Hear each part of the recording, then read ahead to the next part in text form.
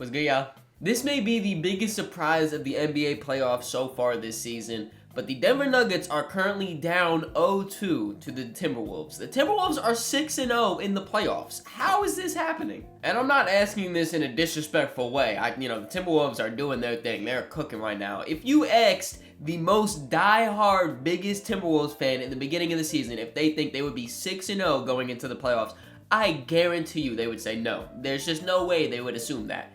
But it's happening. And I know a lot of the love is going towards Anthony Edwards right now because he is leading them in scoring and being their main number one superstar throughout this playoff run. And shout out to Ant because you are having an incredible playoff run. But I want to focus on their defense. And that's what's allowed them to sweep a team that has offensive juggernauts of Kevin Durant and Devin Booker on their team and now be up 2-0 against one of the best offensive systems we've seen in recent NBA history with the Denver Nuggets against one of the best offensive players we've ever seen in Nikola Jokic. The Timberwolves have held the Nuggets under 100 points in both of their games so far this series. And that's even more impressive when you think about the fact that the Nuggets were at home for both of these. And if you guys watched my second round predictions, I chose Nuggets in 7, which, could still happen, you never know. But my biggest reasoning was it's super hard for teams to go in and win in Denver. That thin air, the crowd is there, teams always play better at home. It's just really difficult to beat Denver when they're at home. And the Timberwolves just did it 2 times, back to back. And to make things even more impressive, this team did not have soon-to-be 4-time Defensive Player of the Year Rudy Gobert on the floor. He just had the birth of his son. Congrats to you, Rudy. Hope everything went well. Congrats on being a father. They didn't have him on the court, and you still get embarrassed by 30 points.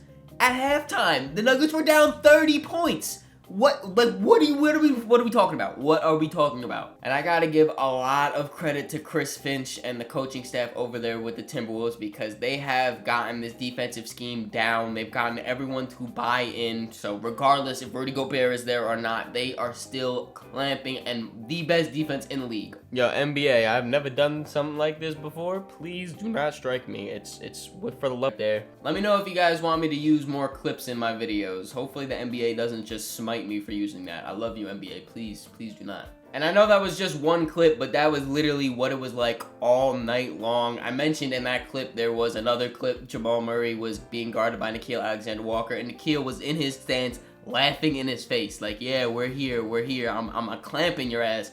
And that's what he was doing literally all game. The Timberwolves had a lineup out there where it was Nickeil Alexander-Walker, Anthony Edwards, Jaden McDaniels, Kyle Anderson, and Naz Reid. And oh my God, they were flying around the court defensively. They were just rotating.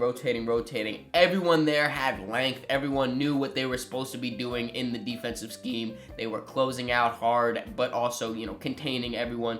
It was literally just perfect defense to watch. No disrespect, but this defensive scheme has Karl-Anthony Towns and Naz Reid looking like plus defenders. Like, they have really bought in completely as a team. And I can't give enough credit to the Timberwolves because they are making Nikola Jokic look the worst I have ever seen since he has really stepped up as an all-star MVP level player. He is the best player in the world if you ask me, but in this series so far, he is nowhere near that level of play. The biggest thing that I always talk about with Nikola Jokic is the fact that he plays almost mistake-free basketball. When he's out there, it looks like he's on autopilot, just making the right play every single time, like it's just comes so easy to him.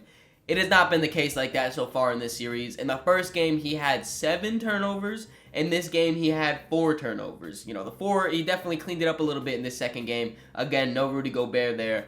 But still, that's a lot of turnovers so far for the Joker. If you look at his assist-to-turnover ratio compared to the regular season to now, in the regular season, he had assist-to-turnover of 3.0. Now it is dropped in half to only 1.5. And he had a lot more turnovers in the first game, like I said, and I think a lot of that goes towards Rudy Gobert because Rudy Gobert was playing him to perfection on the short roll. Jokic would get the ball on like that low block after the pick, and in that short roll, he would either choose to do a floater or to lob it to Aaron Gordon. He was looking to lob it a lot. I don't know if that's just how he was looking to do. He wanted to make that pass, or if Rudy was doing just a great job baiting him to take that pass. But every time he would throw that pass, Rudy would just backpedal, swat it out the air, easy turnover. You know, now the Wolves are out in transition. That happened at least like 2 or 3 times in game 1. But then in both games, it's just stupid mistakes by Jokic. Like, he had a shot clock violation. I don't think I have ever seen Nikola Jokic have a shot clock violation.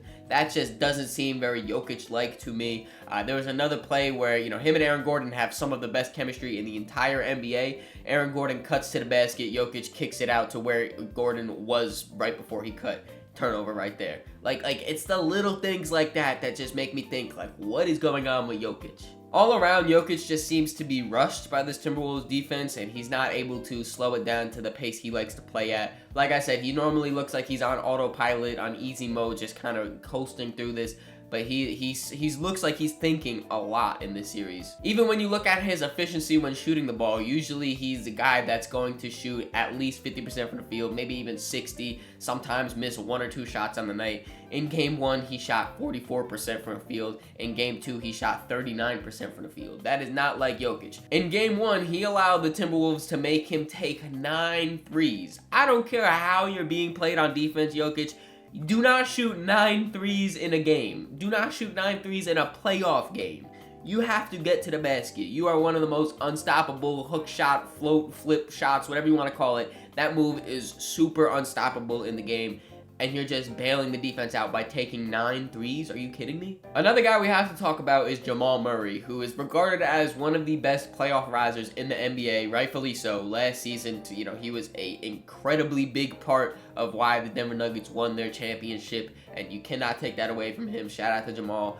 But he has kind of fallen, not even kind of. He has fallen this year in the playoffs. He went from one of the best risers to now being below what he was in the regular season. And if you're not too tapped in with the Nuggets, you could be thinking, what are you talking about, Jacob? You know, he literally hit multiple game winners on the Lakers this season. You know, he's hooping this playoffs, and yeah, those 2 shots, huge shots, incredible shots, some of the biggest shots of the playoffs so far in Denver Nuggets history even as well.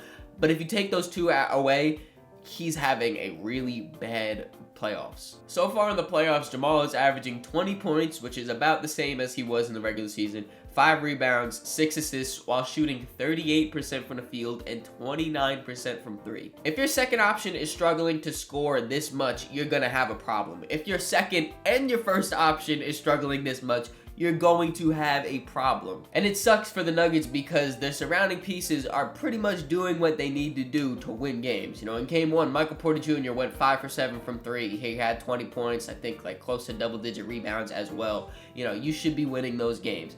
This game, in game 2, Aaron Gordon started off 10 points in the first 3 minutes maybe. He hit 2 threes in the first 3 minutes. There is no way you should lose that game. If Aaron Gordon is giving you 20 points while shooting 3 threes in a game, you should win that game. I don't care about anything else. You should win that game, and the Nuggets didn't. Listen, I'm not saying that the series is over and that the Timberwolves are going to sweep the Nuggets or anything crazy like that.